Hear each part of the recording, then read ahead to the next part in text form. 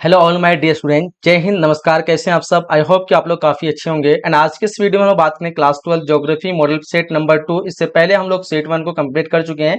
आपकी जानकारी बता दें कि अगर आपके पास टाइम नहीं है और आप लोग कम टाइम पे अच्छा स्कोर करना चाहते हैं तो मॉडल पेपर आप लोगों के लिए one of the best option रहेगा। मॉडल पेपर के द्वारा आप लोग जान पाएंगे एग्जाम में किस तरह क्वेश्चन आने की संभावना है और किस तरह क्वेश्चन सेलेक्ट होते हैं। यहाँ पे जितने भी क्वेश्चन दिए जाएंगे सारे एनसीईआरटी बेस पे क्वेश्चन रहेगा, जो कि बिल्कुल सेम टू सेम यही पेपर आप लोग के एग्जाम में उतरने वाला है। ठीक है, तो मैं आपसे इससे रिक्वेस्ट करूंगा कि आप लोग इस वीडियो को पूरी तरह से ध्यान से अंत तक देखिए। मैं ये नहीं करूँ कि आप लोग अपना सिलेबस को एंड मत कीजिए, लेकिन अगर आप लोग कम टाइम पे अच्छा स्कोर करना चाहते हैं तो मॉडल पेपर को आप लोग जरूर देखिएगा। ठीक है, हम यहाँ पे आपको 10 सेट मॉडल पेपर प्रोवाइड कराएंगे और जिसमें आपको 100% मैं गारंटी देता हूँ कि इस 10 सेट पढ़ने का तो आपका स्कोर जो 100% आएगा, पूरे के पूरे 100% आएगा। ठीक है, लेकिन अगर आप लोग नॉलेज पर्पज के लिए जान पढ़ना चाहते हैं तो आप लोग सिलेबस को पूरी तरह से पढ़ेंगे। ठीक है, यहाँ पे मार्क्स के लिए अगर पढ़ना चाहते हैं तो मैं मॉडल पेपर आप लोग को पढ़ा दे रहा हूँ। अगर आप लोग जो है कम टाइम पे पूरा मतलब 100% स्कोर करना चाहते हैं तो मॉडल पेपर को अवश्य देखेंगे। ठीक है, कुछ इंस्ट्रक्शन वगैरह दी गई है। 3 घंटा 15 मिनट का समय रहता है। बाकी 70 20 60 और 70 20 और 6 जो है आपका क्वेश्चन की संख्या रहती है, जिसमें से 35 आपको 70 ऑब्जेक्टिव 35 ऑप्शन देना है, मतलब सॉरी 70 ऑब्जेक्टिव देगा जिसमें से 35 का आंसर देना है और 20 आपका लॉन्ग 2 मार्क्स वाले होंगे जिसमें से आपको 10 का आंसर देना है। 6 जो है 5 मार्क्स वाले क्वेश्चन होंगे जिसमें से आपको 3 का आंसर देना है। इस तरह के ज्योग्राफी का पैटर्न होता है जिसमें 70 मार्क्स का होता है और 30 मार्क्स का प्रैक्टिकल एग्जाम होता है। आप सभी को पता होना चाहिए। ठीक है, चलिए बढ़ते हैं हम लोग बिना टाइम वेस्ट करते हैं। कुछ इंस्ट्रक्शन वगैरह दी गई है। बिहार बोर्ड के लिए स्पेशल है, अगर आप लोग किसी अदर बोर्ड के लिए तो भी देख सकते हो क्योंकि सारे एनसीईआरटी बेस पे है, तो आप लोगों के लिए काफी इंपॉर्टेंट होगा सारे क्वेश्चन। ठीक है, देखो फर्स्ट क्वेश्चन हमारे स्क्रीन पे पूछ रखा है, नौ निश्चयवाद संकल्पना का प्रतिपादन जो वो किसने किया था। ठीक है, बताइए यहाँ पे फर्स्ट नंबर क्वेश्चन का क्या आंसर होगा। नौ निश्चयवाद संकल्पना का प्रतिपादन किसने किया था, तो बोलेंगे आंसर इस क्वेश्चन का होगा सी जगह गिरिफ्थ टेलर। बिल्कुल करेक्ट आंसर होगा ऑप्शन नंबर सी। ठीक है, सारे क्वेश्चन को आप लोग अच्छी तरह से पढ़ते जाएंगे, इसको नोट करते जाएंगे। ठीक है, क्वेश्चन दूसरा करेक्ट निम्नलिखित में से कौन मानव भूगोल का उपागम नहीं है। देखो यहाँ पे क्वेश्चन नंबर 2 का करेक्ट आंसर की बात करूं तो आंसर क्या होगा, डी हो जाएगा, मात्रात्मक क्रांति का होगा। ऑप्शन नंबर डी हो जाएगा, मात्रात्मक क्रांति। ठीक है, आगे बढ़ते क्वेश्चन नंबर 3 कह रहा है कि किसने कहा मानव भूगोल अस्थिर पृथ्वी और क्रियाशील मानव के बीच परिवर्तनशील संबंधों का अध्ययन है, किसने कहा था। तो क्वेश्चन नंबर 3 का करेक्ट आंसर की बात करेंगे तो हो जाएगा आपका ऑप्शन नंबर डी, एलन सी सैंपल ने कहा था। किसने कहा था, एलन सी सैंपल। चलिए आगे बढ़ते हैं क्वेश्चन नंबर 4 करा के सैन्य भूगोल मानव भूगोल के किस क्षेत्र का उपक्षेत्र है। बताइए यहाँ पे क्वेश्चन नंबर 4 का क्या आंसर होगा। तो डेफिनेटली को पता होना चाहिए, जो सैन्य भूगोल आता है वो हमारा राजनीतिक भूगोल का उपक्षेत्र है।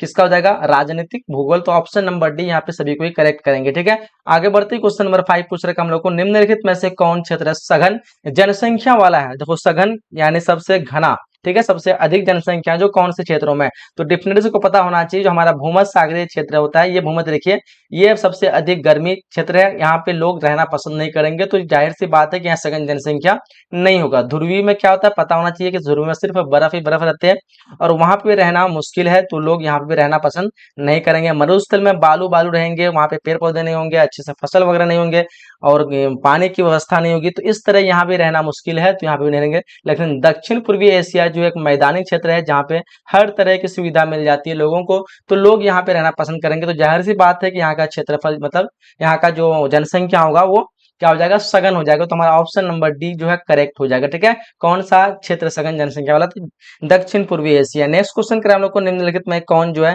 जन स्थानांतरण का प्रतिकर्षक कारक है। देखो यहाँ पे हम लोग को पहले जान लेना है कि ये प्रतिकर्षक कारक क्या है। तो देखो प्रवास जो होता है, प्रवास के 2 कारक होते हैं। आप लोग प्रवास अगर नहीं समझते बताते शॉर्ट में कि हम लोग अगर कोई स्थान को चेंज करते हैं, चाहे हम लोग कहीं बरसों से रहते हैं या फिर कुछ भी महीनों से रहते हैं, उस जगह को आप छोड़ के आपको कहीं और जाना है, उसी को हम लोग प्रवास कहते हैं। यानी एक स्थान को छोड़ के दूसरे स्थान जाना हम लोग 2 कंडीशन पे कर सकते हैं, एक प्रतिकर्षक कंडीशन पे, एक अपकर्षक कंडीशन पे। ठीक है, तो प्रतिकर्षक क्या होता है कि मजबूरी में किसी स्थान को छोड़ना। अगर अचानक बाढ़ का पानी आ गया, आप क्या करेंगे, उस स्थान पे रहेंगे डूबने के लिए, नहीं ना रहेंगे, आप छोड़ देंगे। भूकंप आ गया उस क्षेत्र में, सब तबाह हो गया, लेकिन आप लोग क्या करेंगे, वहां से छोड़ के कहीं और जाएंगे। ठीक है, तो ये मजबूरी हो गया, इस कंडीशन पे छोड़ना क्या कहलाते हैं, प्रतिकर्षक कहलाते हैं। तो आप देखो यहाँ पे मजबूरी में छोड़ना कौन सा हो जाएगा यहाँ पे, है ना, कौन सा हो जाएगा।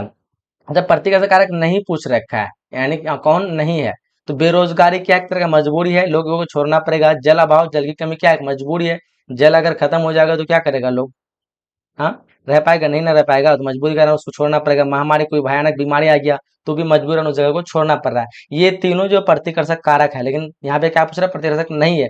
जो शैक्षणिक सुविधा है जो ये अपने खुशी के अनुसार स्थान को छोड़ता है, यानी अगर आपको कोई सुविधा नहीं मिल रही है आप दूसरे स्थान पे जा रहे हैं, ये आप अपने खुशी है, अच्छा रोजगार के लिए जा रहे हैं, अच्छा काम के लिए जा रहे हैं, अच्छा खाने पीने के लिए जा रहे हैं, या फिर घूमने के लिए जा रहे हैं, तो ये अपनी इच्छा के लिए जब जा रहे हैं, अपनी सुविधा के लिए, तो हमारा क्या होता है, वो अपकर्षक होता है। क्या होता है? अपकर्षक। जो हमारा शैक्षणिक सुविधा ये क्या हो जाएगा, अपकर्ष हो जाएगा। बाकी ये तीनों क्या है, प्रतिकर्षक कारक है, जिसमें हमको मजबूरी में इस जगह को छोड़ना पड़ रहा है। ठीक है, चलो काफी लॉन्ग डिटेल बता दिए, ये सब्जेक्ट में क्वेश्चन आप लोगों को काम आएगा, इसलिए मैं थोड़ा आपको लॉन्ग समझा दिया। ठीक है, कह रहा है, जनसंख्या वृद्धि दर सर्वाधिक कहाँ है? देखो, सबसे पहले आप लोग को समझ जाना है कि जनसंख्या सबसे अधिक पूछे तो आपको एशिया मारना। ठीक है, लेकिन यहाँ पे वृद्धि दर पूछा रखा है, तो आप लोग कंफ्यूज नहीं होना।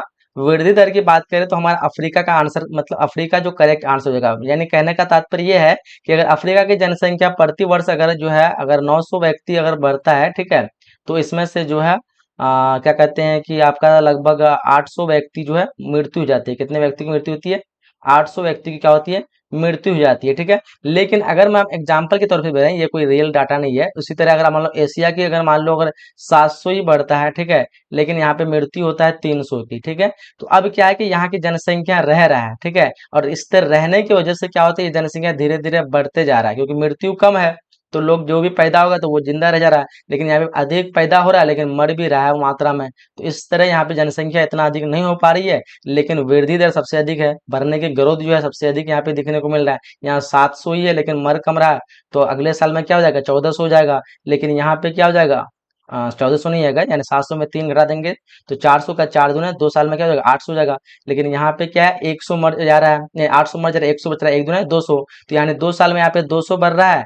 लेकिन यहीं पे क्या कहते हैं कि आपका एशिया में 2 साल में कितना बढ़ रहा है, 600 बढ़ रहा है ना, नहीं 4 दूना 800 बढ़ रहा है। तो अब बताओ, जनसंख्या इसमें ज्यादा होगा ना, लेकिन बढ़ने की मात्रा किसमें सबसे अधिक है, अफ्रीका में है, क्योंकि अधिक मात्रा में बढ़ रहा है, लेकिन मर भी रहा है, इसलिए यहाँ पे जनसंख्या बच नहीं रहा है। तो आई होप कि अभी समझ में आ गया आप लोग को, थोड़ा डिटेल से समझा दे रहे हैं ताकि क्वेश्चन कुछ कुछ आप लोग सब्जेक्टिव भी बना सके। कह रहा है कि 1650 ईस्वी में विश्व की जनसंख्या जो थी वो कितनी थी? तो देखो यहाँ पे क्वेश्चन नंबर 8 का जो आंसर हो जाएगा हमारा, ऑप्शन नंबर डी जो होगा 55 करोड़ हो जाएगा। क्या होगा? ऑप्शन नंबर डी करेक्ट हो जाएगा। नेक्स्ट क्वेश्चन कर हम लोग को कि निम्नलिखित संख्या में कौन जो है जनसंख्या की कार्यशील आयु वर्ग का प्रतिनिधित्व करती है? देखो, इस क्वेश्चन को ध्यान से समझना है, काफी लाजवाब क्वेश्चन है, बहुत बार एग्जाम में पूछता है क्वेश्चन।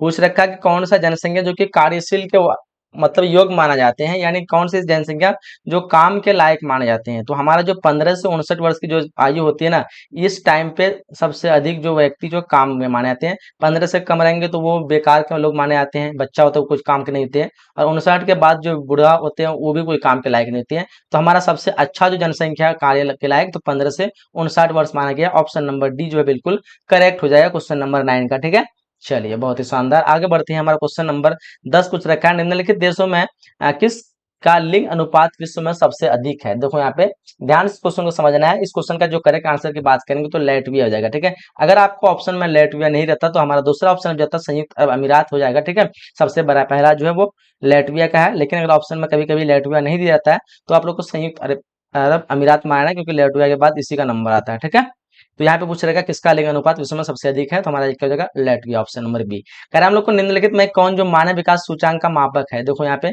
मानव विकास सूचांक के लिए जो है क्या क्या होना चाहिए, तो वहाँ पे स्वस्थ होना चाहिए, अच्छी, अगर स्वस्थ रहेगा, लोग बीमार वगैरह नहीं पड़ेगा तो भी उसका सूचांक अधिक होगा। शिक्षा भी जरूरी है, संसाधनों तक पहुंच, ठीक है, तो उपयुक्त सभी मानेंगे, ऑप्शन नंबर डी हमारा करेक्ट आंसर हो जाएगा। ठीक है, आगे बढ़ते क्वेश्चन नंबर 12 पूछ रखा है, निम्नलिखित विद्वानों में किसने मानव विकास सूचांक का प्रतिपादन किया था? तो डेफिनेटली सबको पता होना चाहिए, काफी लाजवाब क्वेश्चन है, बहुत बार एग्जाम में रिपीट हुए हैं क्वेश्चन। डॉक्टर महबूबुल हक, हमारा ऑप्शन नंबर सी करेक्ट हो जाएगा। ठीक है, चलिए आगे बढ़ते क्वेश्चन नंबर 13 पूछ रखा है, मानव विकास सूचांक में विश्व के निम्नलिखित देशों में किसकी कोटि जो उच्चतम है? सबसे उच्चतम की बात करें तो हमारा जो करेक्ट आंसर होगा वो हो जाएगा नॉर्वे की। किसकी है वो? नॉर्वे की कोटि जो उच्चतम है, ऑप्शन नंबर ए बिल्कुल राइट आंसर होगा। क्वेश्चन नंबर 14 पूछ रखा है, फूलों की कृषि जो कहलाती है वो क्या कहलाती है? तो डेफिनेटली से बताना चाहिए, जो फूलों की कृषि होता है ना वो ट्रक फ्लोरिकल्चर कहलाती है, हम इसको पुष्प उत्पादन कहते हैं। क्या कहते हैं? पुष्प उत्पादन कहते हैं। ठीक है, चलिए इसको हम फ्लोरिकल्चर इंग्लिश में कहते हैं। कह रहा है कि सहकारी कृषि जो अधिक सफल रही वो कहाँ पे रही है? 15 नंबर क्वेश्चन का जो करेक्ट आंसर होगा हमारा ऑप्शन नंबर बी जो होगा, डेनमार्क में रही है। कहाँ पे रही है? डेनमार्क, ऑप्शन नंबर बी हो जाएगा। ठीक है, क्वेश्चन नंबर 16 पूछ रखा है, निम्नलिखित में कौन रोपण फसल है? बताओ यहाँ पे 16 क्वेश्चन पूछ रखा है, निम्नलिखित में कौन रोपण फसल है? तो हमारा जो रोपण फसल हो जाएगा क्या हो जाएगा, 16 का ऑप्शन नंबर ए हो जाएगा, रबर। ठीक है, क्या हो जाएगा, ऑप्शन नंबर ए। चलिए आगे बढ़ते हैं क्वेश्चन नंबर 17 निम्नलिखित में किसे कर्तन दहन कृषि भी कहते हैं? कर्तन दहन कृषि कहते हैं, तो किसको कहते हैं? आदिम निर्वाह कृषि। किसको? आदिम निर्वाह कृषि, ऑप्शन नंबर सी करेक्ट हो जाएगा। ठीक है, क्वेश्चन क्रमांक को निम्नलिखित में कौन द्वितीय आर्थिक क्रियाकलाप है? तो 18 नंबर क्वेश्चन को आंसर होगा लौह प्रगलन, ऑप्शन नंबर डी होगा। क्या होगा? लौह प्रगलन क्या कहते हैं हम लोग? द्वितीय आर्थिक क्रियाकलाप कहते हैं। आखिर जो हमारा आएगा प्रथम में आ जाएगा, खेती भी प्रथम में आ जाएगा, और व्यापार जो आएगा वो हमारा तृतीय में आ जाता है, ठीक है। लेकिन यहाँ पे द्वितीय पूछ रखा है, ध्यान देंगे। क्वेश्चन नंबर 19 पूछ रखा है, निम्नलिखित में कौन कृषि आधारित उद्योग है? डिफिनेट से पता होना चाहिए, बहुत ही लाजवाब क्वेश्चन है। कृषि से संबंधित, कृषि के द्वारा जो उत्पादन होता है वो जूट का उत्पादन होता है, जूट उद्योग होता है, ऑप्शन नंबर डी हो जाएगा, ठीक है। लौह इस्पात खदान हो जाएगा, खनिज जिसमें होता है। सीमेंट भी हो जाएगा, चूना पत्थर वो खनिज हो जाएगा। चमड़ा जो है ये आपका मवेशी द्वारा हो जाएगा, लेकिन कृषि जो हमारा हो जाएगा वो जूट उद्योग हो जाएगा। कर हम लोग को कि निम्नलिखित मैं कौन जो वन आधारित उद्योग है, तो वनों से पता है सभी को, चमड़ा तो नहीं बनेगा ये तो आपका जंतु वाला हो जाएगा। कागज हो जाएगा आपका, जो ये वनों से बनता है, ऑप्शन नंबर ए हो जाएगा, ठीक है। याद रखेंगे। बाकी गंधक सीमेंट ये भी नहीं होगा। कह रहा है कि खनन क्रियाकलाप जो वो क्या है? खनन हमारा जो आंसर हो जाएगा वो हो जाएगा हमारा, वो द्वितीय क्रियाकलाप में आते हैं। किस में आते हैं? द्वितीयक में जो है खनन आते हैं, ठीक है। क्वेश्चन क्रमांक को निम्नलिखित में कौन पंचम क्रियाकलाप है? तो पंचम की बात करें तो हमारा जो है बाहतम स्रोत, जैसे हम लोग बताए, खेती प्रथम, आखिर प्रथम, व्यापार तृतीय, और जब पंचम में जाएगा हमारा क्या होगा? बाह्य स्रोतन, यानी बाहर से वस्तुओं को लाना, ये करना, अलग अलग देशों को जोड़ना, ये सारी चीजों का जो क्रियाकलाप में जोड़ना, ये सब जो है हमारा पंचम में आ जाता है, ऑप्शन नंबर डी, ठीक है। करा कि रेल मार्ग के जाल का सघनतम घनत्व जो कहाँ पे है? तो संयुक्त राज्य अमेरिका में जो सबसे अधिक जो रेल मार्ग के जाल, यानी सबसे अधिक जो रेलवे लाइन बिछाई गई है ना, तो वो संयुक्त राज्य अमेरिका में हो जाएगा, ठीक है। ऑप्शन नंबर सी होगा, 23 का क्या होगा? ऑप्शन नंबर सी बोल रहे हैं, ऑप्शन नंबर डी हो जाएगा। नेक्स्ट क्वेश्चन क्या आपको, विरट रंग मार्ग जो संबंधित है वो किससे है? तो विरट रंग मार्ग की बात करेंगे तो क्या हो जाएगा? बताइए। इस क्वेश्चन का आंसर हो जाना चाहिए उत्तर अटलांटिक समुद्री मार्ग से। किससे हो जाएगा? उत्तर अटलांटिक समुद्री मार्ग से। काफी लाजवाब क्वेश्चन है। एक एक क्वेश्चन आप लोगों के लिए बहुत ही इंपोर्टेंट होगा, तो आप लोग को रिक्वेस्ट करूंगा कि अच्छी तरह से सारे क्वेश्चन देखेंगे। जो भी स्टूडेंट आप लोग लाइक नहीं किया, लाइक कर देंगे, शेयर कर देंगे, ठीक है। अधिक से अधिक लोगों तक पहुंचना चाहिए। निम्नलिखित में कौन अंतरराष्ट्रीय निम्नलिखित में कौन आंतरिक समुद्री पत्तन नहीं है? देखो यहाँ पे 25 नंबर क्वेश्चन का जो आंसर होगा आपका, ऑप्शन नंबर सी हो जाएगा, एथेंस हो जाएगा। क्या होगा? ऑप्शन नंबर सी करेक्ट हो जाएगा। कह रहा है कि लेनिनग्राद जो है किस प्रकार का पत्तन है? तो लेनिनग्राद की बात करेंगे, 26 नंबर क्वेश्चन का जो आंसर होगा हमारा, ऑप्शन नंबर सी होगा, औद्योगिक पत्तन। किस प्रकार का पत्तन है ये? औद्योगिक पत्तन है। क्वेश्चन 27 कह रहा है कि विश्व व्यापार संगठन का मुख्यालय कहाँ पे है? तो ये हमारा हो जाएगा जेनेवा। बोलते क्या बोलते हो? 27 नंबर क्वेश्चन का ऑप्शन नंबर ये हो जाएगा जेनेवा, ठीक है। याद रखेंगे। चलिए, सारे क्वेश्चन बहुत ही इंपॉर्टेंट है। एक एक क्वेश्चन को आप लोग को अच्छी तरह से नोट करते जाना है और याद करते जाना है, ठीक है। चैनल टनल जो है वो जोड़ता है किसको किससे जोड़ता है? 28 नंबर क्वेश्चन जो हमारा आंसर का, पेरिस को लंदन से जोड़ता है। किसको? पेरिस को लंदन से जोड़ता है चैनल टनल, ठीक है। चलिए, क्वेश्चन हम लोग का कह रहा है कि निम्नलिखित दक्षिण अमेरिका देशों में कौन ओपेक का सदस्य है? देखो यहाँ पे काफी लाजवाब क्वेश्चन है। वेनेजुएला जो हमारा जो ओपेक का सदस्य है, ऑप्शन नंबर डी हो जाएगा। नेक्स्ट क्वेश्चन कराया कि लैटिन अमेरिकन इंटीग्रेशन, ठीक है, एसोसिएशन का मुख्यालय जो है वो कहाँ पे है? जिसको हम LAIA कहते हैं, ठीक है। इसका मुख्यालय की बात करेंगे तो क्या हो जाएगा? इसका मुख्यालय हो जाएगा आपका mount video, option number C correct हो जाएगा, ठीक है। नेक्स्ट क्वेश्चन करा, निम्नलिखित आर्थिक क्रियाओं में कौन ग्रामीण आदिवासियों से संबंधित है?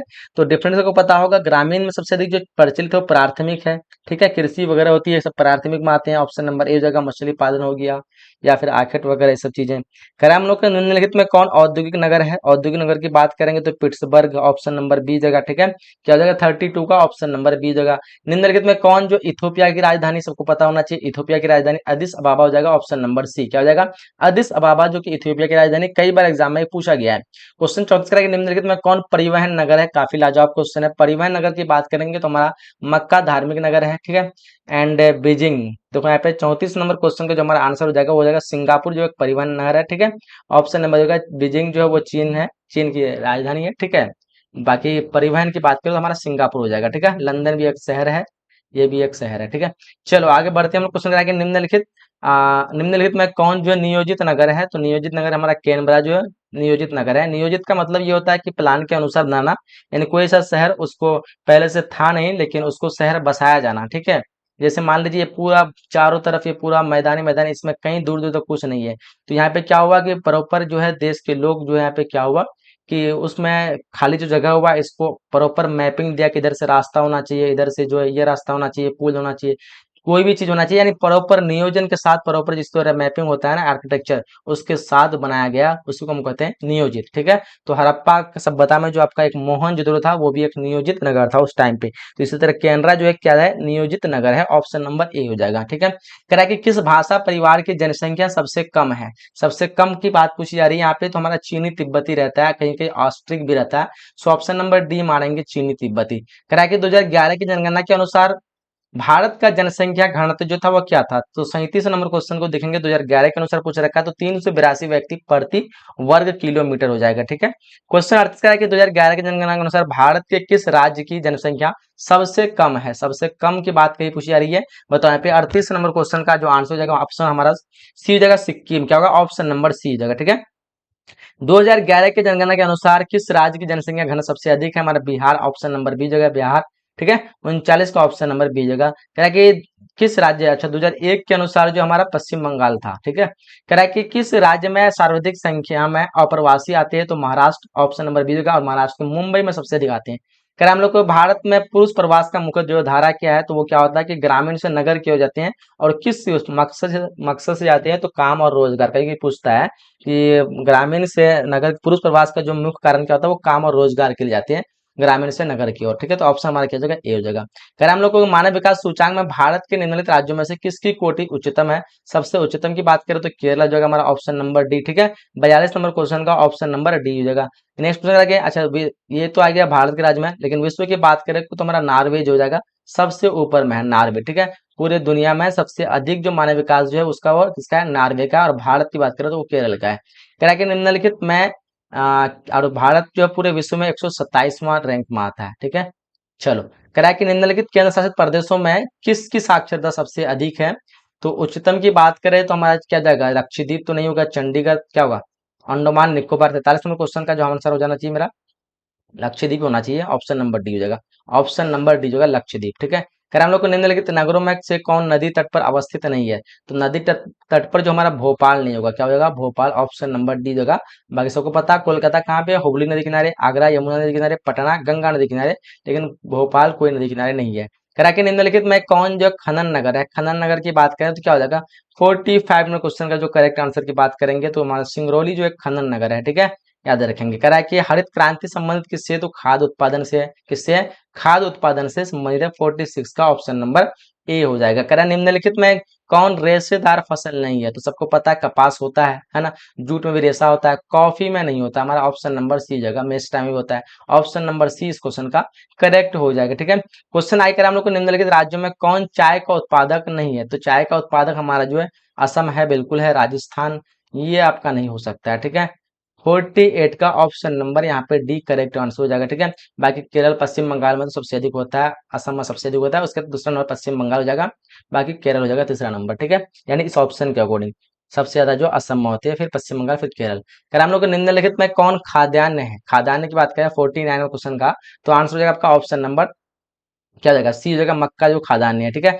कॉफी चुकंदर गन्ना ऐसा खाद्यान्न नहीं है, याद रखेंगे। क्वेश्चन नंबर 50 का, निम्नलिखित राज्यों में कौन कपास उत्पादन नहीं है। अच्छा, खाद्यान्न का अर्थ समझे आप लोग, कोई ऐसी फसलें होती है जिससे इंसान जो रोजमर्रा की लाइफ में इस्तेमाल करता है, जिससे अपने भूख को मिटा सकता है, जिसका हमेशा इस्तेमाल करता है। जैसे गन्ना को आप क्या भूख मिटा सकते हैं, शौक से खाया था, कॉफी को भी शौक से खाया था, चुकंदर को भी शौक से। लेकिन मक्का जो है एक तरह का खाद्यान्न है, मक्का हो गया, गेहूं हो गया, चावल हो गया। ठीक है, ये सब चीज जो क्या है, मक्का का रोटी बनाया जाता है, मक्का से अलग अलग जो है बिस्किट वगैरह बनाए जाते हैं, इस तरह से जो इंसान अपने भूख को मिटा सकता है। ठीक है, बाकी ये सब शौकीन वाली चीज हो गया। निम्नलिखित राज्यों में कौन जो कपास उत्पादक नहीं है, क्योंकि हो सकता है ना, इसलिए बता दिया, हो सकता है कहीं मक्का न रहे कुछ और रहे, तो आप लोग को समझ में आ जाए खाद्यान्न, तो समझ में आ जा नहीं सकता है। यानी खाद्यान्न समझ लेंगे तो समझ में आ जाएगा ना कि क्या कौन सा हो सकता है। चलो क्वेश्चन 50 में निम्नलिखित राज्यों में कौन कपास उत्पादक नहीं करता है। तो क्वेश्चन 50 का जो आंसर होगा हमारा Himachal Pradesh, option number D हो जाएगा। ठीक है, नेक्स्ट क्वेश्चन कि निम्नलिखित में कौन भारत का सबसे लंबा राष्ट्रीय राजमार्ग है। जो पहले जो था हमारा NH7 था, क्या था, NH7 था, लेकिन अभी NH44 बन गया। ऑप्शन नंबर बी करेक्ट करेंगे। ठीक है, ऑप्शन बी हो जाएगा। नेक्स्ट क्वेश्चन कर हम लोग को कि जल जो है वो क्या है, जल जल क्या है ये बताओ, इनमें से कोई नहीं होना चाहिए। ऑप्शन नंबर डी, जल जो है एक तरह का नवीकरणीय संसाधन है, जो कि यहाँ पे अनवीकरणीय दिया है, ये तो हमारा गलत हो जाएगा। और जल यहाँ पे जैव संसाधन अजैव दिया है, अजैव जो निर्जीव संसाधन होते हैं उसको हम अजैव कहते हैं। ठीक है, और जो जीवित संसाधन होते हैं मतलब जीवित चीजों से बना होता है, जैसे कोयला जो है एक तरह का जैव संसाधन है। ठीक है, तो याद रखेंगे अजैव जो जिसमें जान नहीं हो, ठीक है, जैसे कुर्सी टेबल ये सब जो है अजैव सॉरी कुर्सी भी तो आपका हो जाएगा। जैसे आपका कोई भी निर्जीव सामान ले लेंगे जैसे प्लास्टिक वगैरह ये सब जो है ना अजैव हो जाएगा, पन्नी वगैरह जो भी होता है। चलो पॉलिथीन जिसको कहते हैं, पन्नी क्या बोल रहे हैं। 53 कराइए केंद्र सरकार का जो हरियाली प्रोजेक्ट जो है संबंधित है वो किससे है। तो 53 नंबर क्वेश्चन का जो करेक्ट आंसर की बात करेंगे तो क्या हो जाएगा 53 का ऑप्शन नंबर हमारा सी हो जाएगा, ठीक है। ये बोलती वायु संरक्षण से और जल संरक्षण से। क्वेश्चन का हम लोग को निम्नलिखित में कौन ऊर्जा का अनवीकरणीय स्रोत है। देखो 54 नंबर क्वेश्चन का जो करेक्ट आंसर की बात करेंगे तो ऑप्शन नंबर ए होगा, तापीय ऊर्जा क्या होगा, ऑप्शन नंबर ए हो जाएगा, ठीक है। नेक्स्ट क्वेश्चन का है कि हीराकुंड परियोजना जो अवस्थित है वो कहाँ पे है। तो 55 नंबर क्वेश्चन का जो आंसर होगा ऑप्शन नंबर ए होगा, उड़ीसा में। कहाँ पे है, उड़ीसा में, ऑप्शन नंबर ए हो जाएगा। नेक्स्ट क्वेश्चन का है कि निम्नलिखित राज्यों में किस में जो है काकरापार नाभिकीय ऊर्जा केंद्र अवस्थित है। 56 नंबर क्वेश्चन का जो आंसर होगा आपका ऑप्शन नंबर सी जगह गुजरात में। कहाँ पे, गुजरात में, याद रखिएगा। क्वेश्चन 57 का है कि क्षेत्रीय तांबा क्षेत्र किस राज्य में स्थित है। तो 57 नंबर क्वेश्चन का जो हमारा करेक्ट आंसर की बात करेंगे तो क्या हो जाएगा, ऑप्शन नंबर डी होगा राजस्थान। क्या होगा, ऑप्शन नंबर डी हो जाएगा राजस्थान, ठीक है। नेक्स्ट क्वेश्चन देखिए बोकारो इस्पात केंद्र है वो कहाँ पे। 58 नंबर क्वेश्चन देखिए, 58 नंबर क्वेश्चन का जो करेक्ट आंसर की बात करेंगे तो क्या हो जाएगा बताइए। बोकारो जो हमारा क्या जगह मिश्रित हो जाएगा, सार्वजनिक जगह, ऑप्शन नंबर सी क्या होगा, ऑप्शन नंबर सी हो जाएगा, ठीक है। करा के निम्नलिखित कोयला खदानों में कौन झारखंड में नहीं है। तो हमारा जो यहाँ पे क्या हो जाएगा झाड़िया है, ठीक है। बोकारो क्या हो जाएगा झारखंड में जो है कौन नहीं है, सिंगरौली जो कि नहीं होगा आपका, ऑप्शन नंबर डी। 59 का क्या होगा, ऑप्शन नंबर डी होगा जो कि शायद पश्चिम बंगाल में। निम्नलिखित राज्यों में से किस में प्रमुख तेल क्षेत्र स्थित है। 60 नंबर क्वेश्चन का जो आंसर होगा हमारा ऑप्शन नंबर सी होगा, असम हो जाएगा, ठीक है। नेक्स्ट क्वेश्चन का हम लोग को कि नई औद्योगिक नीति की घोषणा जो कब हुई थी। इस क्वेश्चन का आंसर की बात करें तो हमारा 1991, ऑप्शन नंबर बी होगा, क्या होगा, ऑप्शन नंबर बी होगा। 62 क्वेश्चन का निम्नलिखित में कौन औद्योगिक अवस्थापना का प्रमुख कारक है। तो औद्योगिक स्थापना का प्रमुख कारक सभी है ना, ऑप्शन नंबर डी जो बिना पूंजी के उद्योग नहीं हो सकता, बाजार के बिना कैसे उद्योग करोगे, ऊर्जा के बिना कैसे करोगे, सभी चाहिए, ऑप्शन नंबर डी जगह। करा कि वायु में भारत सॉरी वायु में भारत कहना, भारत में वायु परिवहन सेवा की शुरुआत हुई थी वो कब हुई थी, 1911 को हुई थी। कब हुई थी, 1911 को जो वायु परिवहन की शुरुआत हुई थी भारत में। करा निम्नलिखित में कौन पूर्व मध्य रेलवे मंडल का मुख्यालय है। 64 नंबर क्वेश्चन का आंसर हो जाएगा आपका ऑप्शन नंबर डी हाजीपुर। क्या होगा, ऑप्शन नंबर डी जगह। क्वेश्चन आगे करा हम लोग को कि उत्तर दक्षिण गलियारा जो जोड़ता है वो किसको जाता है। 65 का आंसर हो जाएगा ऑप्शन नंबर सी, श्रीनगर को कन्याकुमारी से, ऑप्शन नंबर सी हो जाएगा। करा हम लोग को तूतीकोरन पत्तन जो स्थित है वो कहाँ पे है। तो 66 नंबर क्वेश्चन का आंसर होगा आपका ऑप्शन नंबर बी, तमिलनाडु में। कहाँ पे है, तमिलनाडु, ऑप्शन नंबर बी जगह। करा कि अम्ल वर्षा का कारण जो है वो क्या है, अम्ल वर्षा का कारण जो है वो क्या है। 67 नंबर क्वेश्चन का आंसर होगा ऑप्शन नंबर सी हो जाएगा, वायु प्रदूषण। क्या होगा, ऑप्शन नंबर सी हो जाएगा, ठीक है। नेक्स्ट क्वेश्चन का हम लोग को 2010 से 11 में निम्नलिखित में से कौन भारत का सबसे बड़ा व्यापारिक भागीदारी था, बताओ। 68 नंबर क्वेश्चन के जो आंसर हो जाएगा हमारा ऑप्शन नंबर बी जगह चीन जगह। क्या होगा, ऑप्शन नंबर बी। चलिए लास्ट क्वेश्चन होगा इसके बाद करा के ध्वनि प्रदूषण का प्रमुख स्रोत क्या है। तो सभी हो जाएगा इनमें से सभी, ठीक है। चलिए 17 नंबर क्वेश्चन क्या है, प्रतिकर्ष और अपकर्षक कारक जो किससे संबंधित है, किसका उत्तर यानी कारक उत्तरदायी जो वो प्रवास से है, यानी ऑप्शन नंबर एक बिल्कुल करेक्ट आंसर हो जाएगा, ठीक है। प्रवास का ही दो प्रकार होते हैं, प्रतिकर्षक, अपकरक अपकर्षक। मैंने शुरू में इसके बारे में समझा दिया, आप लोग देख लीजिए। तो यहाँ पे हम लोग टॉप जो है 70 क्वेश्चन कवर किए हैं, यानी मॉडल पेपर का आपका जो 70 ऑब्जेक्टिव का आप लोग अच्छी तरह से पढ़ लिए। तो डेफिनेटली कि आपका 35 क्वेश्चन तो लगभग इजीली जो एग्जाम में बनने वाला है, ठीक है। तो इसलिए आप लोग इस वीडियो को अधिक से अधिक शेयर कीजिए, कौन से क्वेश्चन आप लोग के लिए इंपोर्टेंट होगा। इसलिए आप लोग सारे क्वेश्चन को अच्छी तरह से नोट कर लेंगे, याद कर लेंगे, ठीक है। और वीडियो पसंद आया वीडियो को लाइक करेंगे, अपने फ्रेंड को जोड़िए हमारे साथ, ताकि सब कोई जो है अच्छी तरह से फ्री ऑफ कॉस्ट जो है यहाँ से पूरी तैयारी कर सके, ठीक है। तो चलिए यहाँ तक वीडियो को हम लोग एंड करते हैं, मिलते हैं अगले सेशन में, अगले क्लास में। जब तक के लिए जय हिंद, जय Bharat and thanks for watching.